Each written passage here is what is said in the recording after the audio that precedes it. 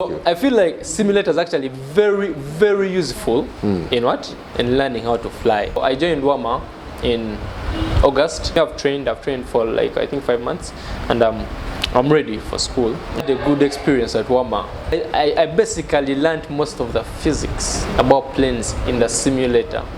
That shows that I've really had a good experience at Wama, and I'm gonna come back here with those good wings. Yeah. They kept telling us, you cannot be a pilot without math. Every time you speak of, I want to be a pilot, first thing they tell you is, you need to do physics, you need to do math. But I did geography and art. I can fly a perfect circuit. I had a few friends that told me I can't do aviation because I put on specs. So sadly, I won't do it. And I'm going to come back here with those good wings. Yeah.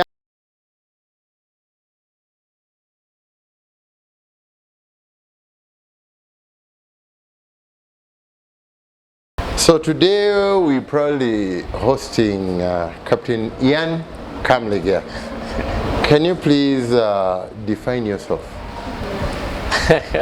Define myself. I'm Ian. Okay, I'm Sentongo Ian Kamlegia. The love should be on the Kamlegia. Mainly, I'm just a guy that just ended up loving aviation. Yeah. I'm just here. I'm just a guy, and I'm looking to be a pilot. The dream is to be obviously the best pilot there is. Yeah. That sounds incredible. So Ian, tell us, where did you go to school? I went to King's College Budo for 7 years. King's College Budo for 7 years. Yeah. And what combination did you do there? I did geography, economics, art. I was great at art, yeah. Okay, how do you elucidate this theory of people saying if you don't happen to do math, you don't happen to do geography, you don't happen to do physics, then you can't become a pilot? Initially, I also thought the same. I think for 7 years, actually, I think 9 years, you need to do physics, you need to do math. As you know, the Ugandan mindset, they kept telling us, you cannot be a pilot without math. Every time you speak of, I want to be a pilot, first thing they tell you is, you need to do physics, you need to do math. But for Christ's sake, I did geography and art. And here I am. I'm going to become a pilot.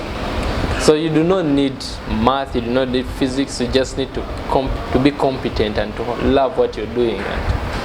Okay.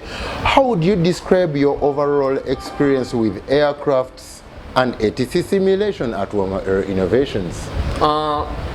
Initially, I joined Wama Aero Innovations. I think I joined them in August of last year, and I started training. Because I started getting the love of aviation, I think around January, and it kept growing. I got introduced to a few people, so I joined Wama in August, and it has been a hands-on experience. I've done air traffic control. I knew nothing I haven't been to school yet, but if I'm to controls, if I'm to do ATC, I'm actually good at it. They have simulators. Simulators are great. I can fly a perfect circuit. That shows that I've really had a good experience at Wama. They're good teachers, yeah. Okay, can you please share an example on how simulation improved your understanding of aviation concepts? Simulation improved my understanding mainly in the parts of, I basically learned most of the physics about planes in the simulator. Like when you pull, the nose will pitch up, you push, pitch down. You learn everything and it's real. It's what actually is going to happen in a plane. So it's hands-on, realistic, and it's great. Okay, in what ways did the simulation help you develop particular skills for aviation industry? Simulators, particular skills. I'm here to prove my skills actually. I'm here to prove my skills. I'm preparing for flight school. And believe me, I'll be back here to tell you how I've performed at flight school. I'm going to put every skill I've learned here in flight school. Were there any challenges you faced during simulations, and how did you overcome them? Oh, challenges. There are very many challenges. Personal challenges, yeah. For starters, I had a challenge of maintaining runway heading. And I practice. I said maintaining runway heading. Because if you can maintain runway heading, you can maintain your what? Your flight path. Maintaining runway heading, I had a challenge of landing on the runway. I also battled with that one. I practiced a lot and practiced, and I got it right. So the challenges are there, but with practice, you get them right. Can you highlight a particular simulation project that stood out to you and why? Particular simulation project that be it flight, be it ATC. Flight. Initially, I remember the first simulator I entered, Wama had built was a Boeing.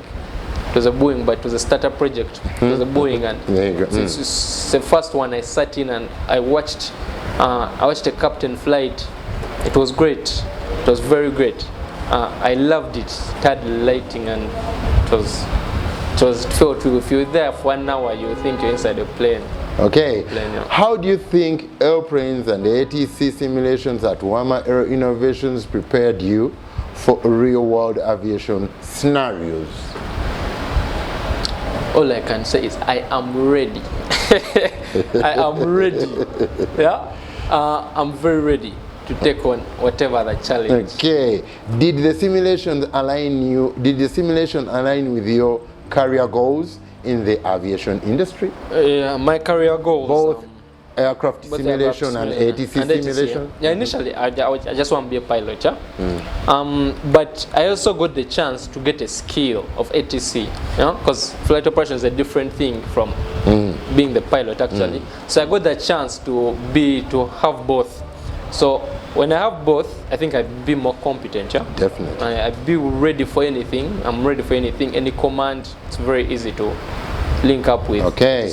What advantages do you see in using simulation compared to traditional landing methods? Well, the traditional way of bumping into a cockpit without knowing anything, and the 21st century way of getting to the cockpit with a lot of ideas and everything. Yeah, How is it? I think I've heard of a few guys that in particular in different areas that have taken a longer time, still doing their private pilot license, and they've taken a year, 2 years, some are still there 3 years because of the hands-on experience, right? If you're to research about it, actually, they say there's an article about how simulators actually used to give hours to students to improve their flying. So I feel like simulators actually very, very useful in learning how to fly. You get a very real skill here. If I'm to sit now, I have no license. But let's say if I'm to sit in an aircraft, in a Cessna, I'll take it for a circuit. Lovely. In your opinion, what sets Wama Aero Innovations apart in its approach to simulation based on learning? Wama Aero Innovations, for starters, they didn't give up on me actually. Personally, I thought of giving up, and Wama kept pulling me back. I'm a stubborn person sometimes. They kept pulling me back. You have to come to class, you have to come to class, and I had to come to class. Because of that, they don't give up on you, and they keep pulling you back. That is trade number one. They're good at that, and it's good for students. And the second one is they are innovative. They're always thinking, and they're always moving forward. You always have to move forward. They're always looking to solve solutions, and I think they're trying to bridge a gap. They're trying to bridge a gap, aviation industry, and trying to solve people's aviation problems, give people the love for aviation, ease the process into aviation, and encourage very many students out there. Very many want to be pilots. Okay. How did the simulations contribute to your understanding of air traffic management? particularly air traffic management? That's a good question. How has it contributed? I haven't actually put my skill out there like professionally or in the public, but I've had a lot of practice. There are very many things you can practice, and I've had a lot of practice. I have an uncle who's a captain. Yeah, he's a pilot, and every time he's flying, he's having his flights in the simulators. I tell him, man, let me be a traffic controller, and let's see how we can handle this. And that has helped me a lot. I can dispatch a plane, I can clear a plane, I clear them for takeoffs, landings. I just learned how to tell the weather, read weather, the languages. They have a particular name for the alphabet, and it's just great. As you're doing it, so you love it, you enjoy it. It has improved my skills worldwide overall. Yeah. Okay, how did the simulations enhance your decision-making skills in aviation scenarios? Well, my decision-making, well, one thing for sure is that when I'm stalling in a sim, I know the three processes, yeah? You know, one is power up, pitch up, gear up.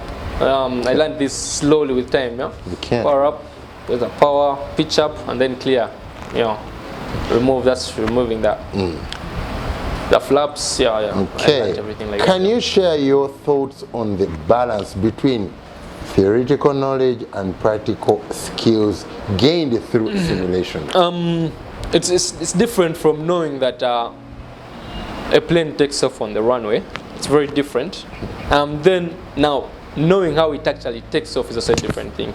So I think the plane takes off. We've watched movies, we've watched them in videos. The plane takes off. I see very many people like standing next to runways and watch them take off. But the practical bit is now the thing of I increase the power, reach a certain speed of 55 knots, 60 knots, and then pitch up. So it's different practically and hands-on, yeah. Okay, how did Wama Aero Innovations create a realistic and engaging simulation environment? Well, realistically, it's actually the actual size of a cockpit. I've been in the Cessna. It's the actual size of a cockpit. And I think they have Boeings coming up. I think I've also seen it. They follow perfect measurements, as if you had to check Boeing documents and stuff. In building the rule stuff, everything is perfect. It's comfortable, enough aeration, safety, everything is perfect.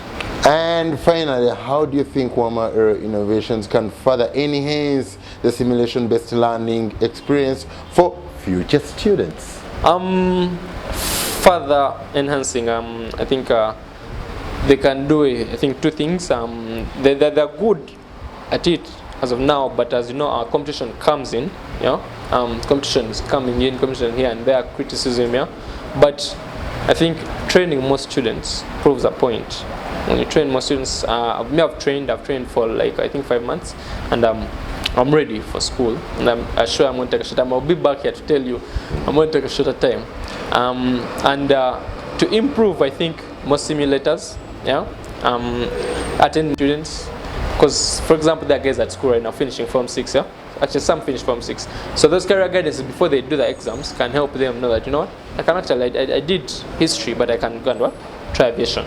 I can do aviation. I just have to give it time. So get out there, get students to know, try career guidance, get in touch with schools, simulate with them, give students rides and set up more simulators and probably look for more space. So now you're on your way going to South Africa for an ATO. Where exactly are you going to study from? Actually, my parents chose the school and I decided to follow my uncle, I think, because he's great and he took a short time. It took, I think, 8 months to finish his PPL. So I decided to follow him there. I'm going to Blue Chip Flight School. It's a good school. I've heard of it, but I'm yet to see it. It's a good school. It's in Pretoria, and I'm setting off in in a few. That's all like I'm setting off in a few. Time is coming, and yeah. But expect me back here. I'll be back here to set things. Okay. What would be your remark or final word as far as students out there who would like to join aviation but they lack knowledge? And today you're on the platform. What encouraging words do you see, and how simple it is and how difficult it is joining aviation? First of all, I think I can say when I was in Form 6, when I was actually, initially when I was in P7, yeah, I wanted to be a lawyer. And I don't know, believe me, I don't know why, but I wanted to be a lawyer. But then I reached Form 4, and I lost it all. I didn't know what I wanted to do anymore. I just wanted to just study and just sit there. But then my dad came up to me, I think, my dad came up to me and told me, what do you want to become? I told him, I don't know really anything the world provides. He told me, that's not how it works. So he gave me options, but I think what caught my eye was being a pilot, because I told him I'm not doing math, I'm doing art. He told me no, remove that mentality from yourself. We shall find the one you do aviation. And that's the thing. Very many of you are there, very many people are there, and they are worried. I have to go to university, what am I going to do? They're not going to give me civil engineering, but you're forgetting there is a full empire of aviation here. It's smiling, and with resources increasing, simulators everywhere. You can go, by the time you go to school, you're ready. You're ready to actually do papers. Believe me, if I may speak right now, I'm going to do my first 4. Quote my words, I'm going to do my first 4 papers in the first month. Because I'm ready. I feel I'm ready. I feel ready. Last word to the Budonians out there. Because we're proud to have Budo. We are proud of you guys and the whole administration of Budo. We are proud because Ian Sentongo has been one of our very first student, and we're proud of him. Ian Sentongo is setting off to an ATO-approved training organization way down in Pretoria, Vanderboom, and you'll be residing in Dorenport. Address is 857. Catch him there. So what do you have for the Brodonians? I don't think you should give them my address.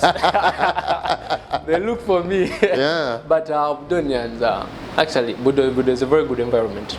It's a very good environment. I think I had one of the best high schools I've ever had. I had the best times in school. I loved it. I enjoyed it. I studied. The one thing that I didn't know was I kept attending career guidance, but I wasn't getting a thing. Not because it wasn't the best, but it's because me as a person, I was confused.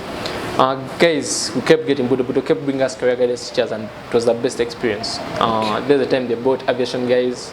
Yeah, you talk to a few, yeah, tell you go to sorority. All these are good schools, yeah. But choice is yours to choose where you want to go. I'm not leaving because Uganda doesn't have that, but Uganda has good schools. Sorority is a very good school. Kajanse, there is a school in Kajanse. There's Ugo Air. There are very many schools. I know very many, and I've been at a few. Ocean Heights, I've been at a few. Yeah? Budo is a very good school. I had teachers that pushed me to actually study. I thank you, Budo environment. I thank friends and all those. I had a few friends that told me I can't do aviation because I put on specs. Sadly, I won't do it with specs. And they won't watch me do it with specs. And I won't come back here with those good wings. Yeah, it's been a good time having you, Captain Ian. In aviation, we call each other Captain. It's good to have you here today. Thank you for the interview, and go out there and prove that this shit worked.